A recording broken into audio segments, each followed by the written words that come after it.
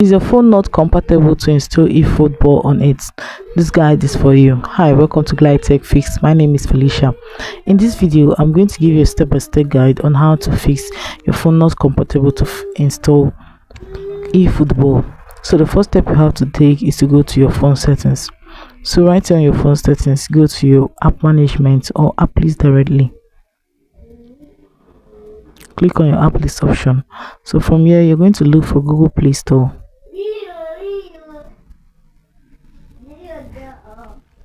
Click on it. Click on storage and cache. Clear your cache and also clear your storage. Having done that, the next thing you have to do is to go and make sure you allow all the permissions here. Allow all of them, the microphone, the contact, the location. Make sure you allow all of them. Having done that, the next step you have to take is to go back to your Google Play Store. So right here, you're going to log in again with your Gmail account in case it shows you something like that.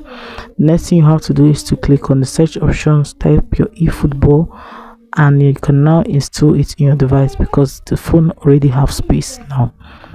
So guys, that is it on how to fix not compatible to install eFootball on your device or phone. If this video was helpful, please do well to like, comment, share and subscribe. Thanks for watching.